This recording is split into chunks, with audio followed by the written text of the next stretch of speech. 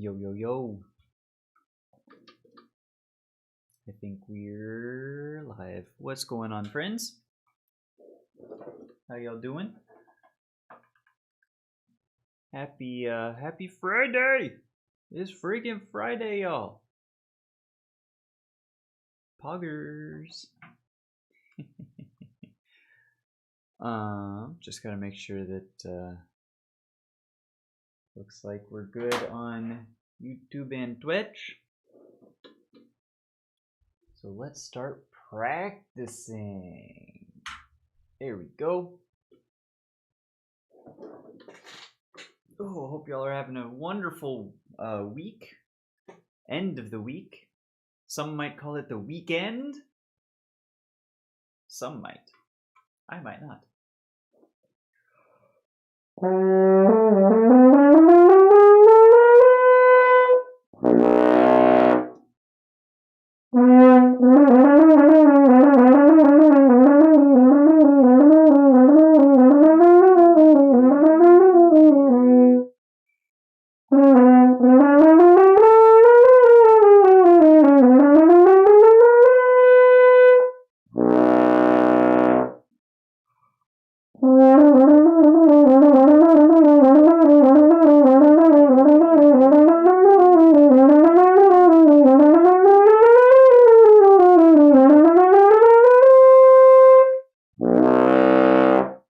What's up, Beast? Good to see you, my friend. How are ya?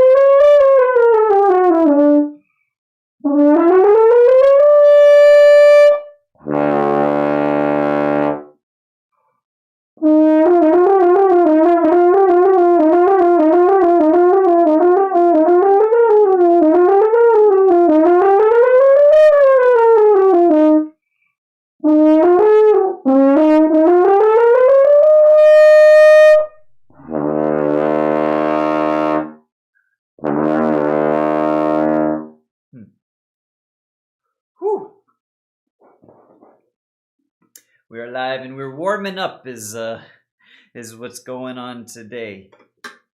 Getting a nice little bit of flexibility before we're putting in some good work.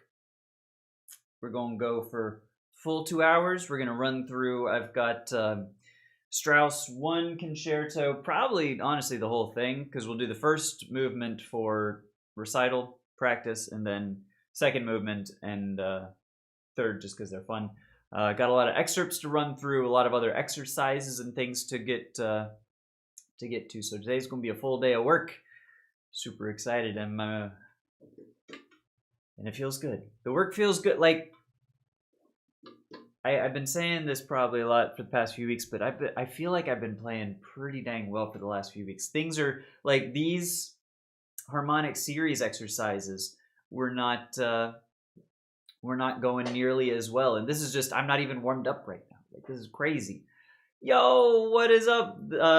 How's it going? That's my mom. Hi, Mom. Beast, no problem. See you later, my friend. Thanks for stopping by. Good to see you, Mom. I can't, less than a week. Less than a week, you're coming back. 16th. Better be 16th, because that's what's in my calendar. Just so that I'm making sure. Yes, 8 o'clock. Hell yeah.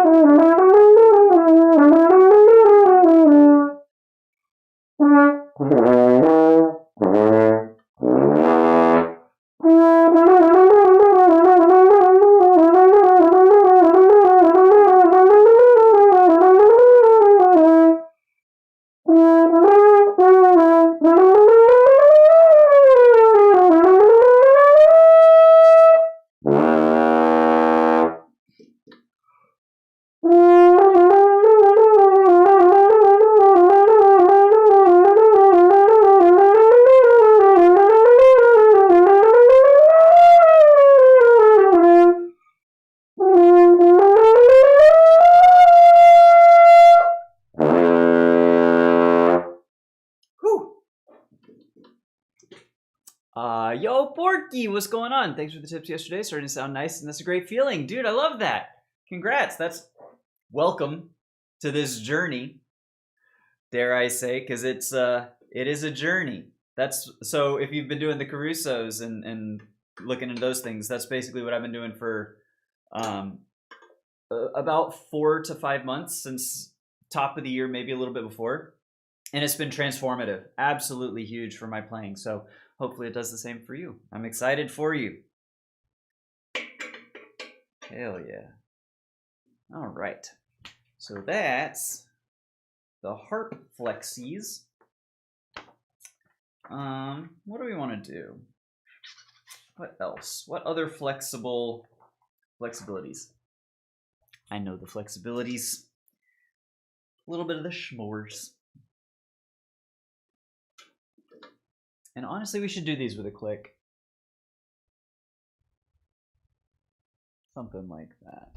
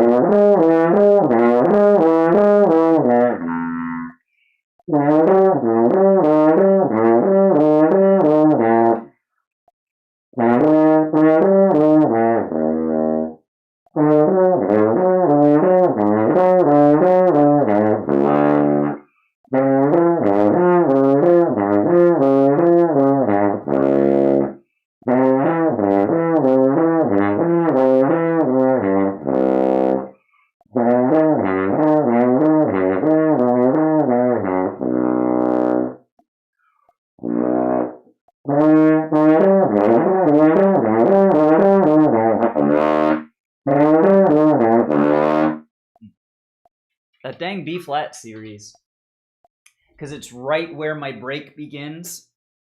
I can do the B flat on my high set, but it's like a lot softer and not as, I don't know, it doesn't play as strongly as versus,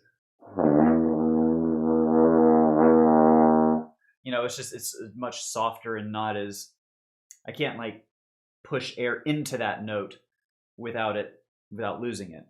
But you don't have to shift, right? So like if I do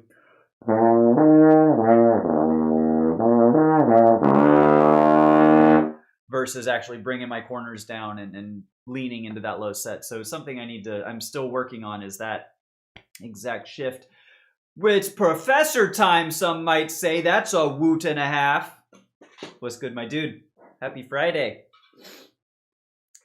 Wonderful to see you as per usual. Okay, what's next? You know what? Let's do actual lip trill studies or like work, because I did a little bit this morning on lip trills, but I haven't done like with a metronome trying to do an intentional rhythm with lip trills. I've just been going like right. So let's properly do this. one.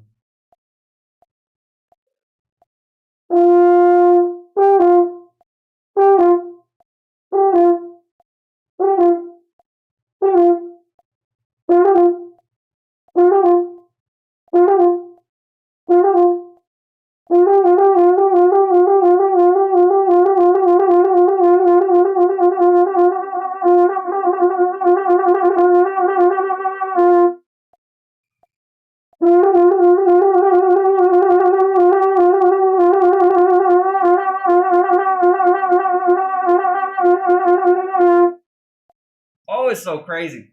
It's like it's so close. It wants to so badly. Almost.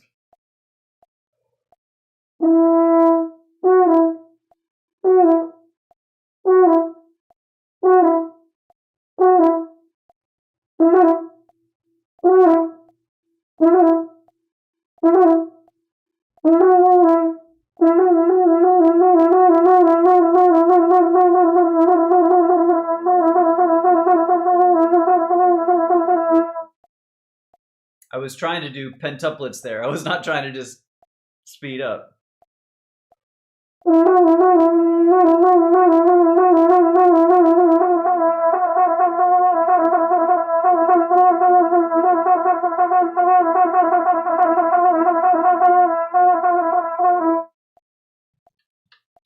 It's sort of popping in. Just a little bit. Now, if only I can do that in context, in the middle of a Mozart. Or even, there's a cling. I think cling number 9 has a little bit of a trill that I was trying to do the other day. Is that right? Yeah, it is. And it kind of worked.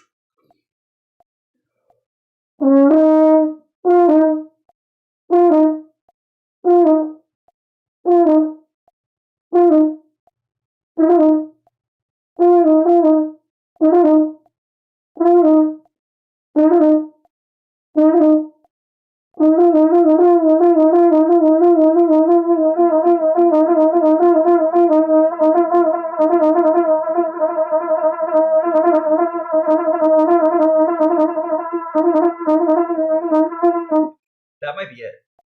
That might have actually been like, holy shit. I didn't want to stop because I wanted to keep playing it, but like, ah!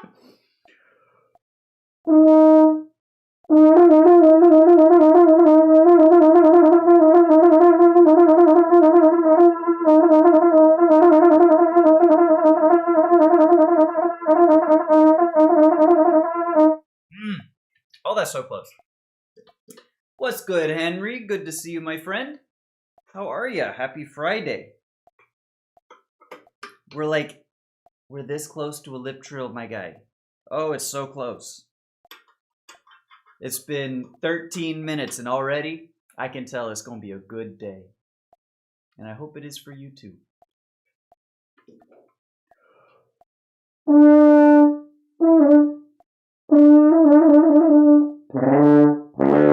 Did I just do the A's? I must have done B flat.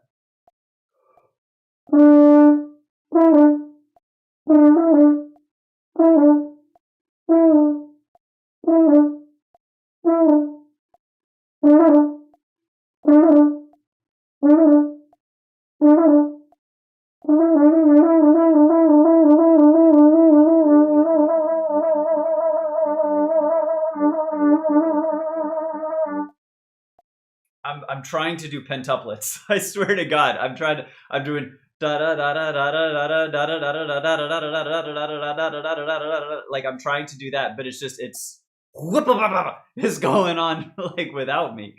Holy shit, Bills, dude, what's good, my friend? Wonderful to see ya. Things are going quite well for me. Hope they are for you.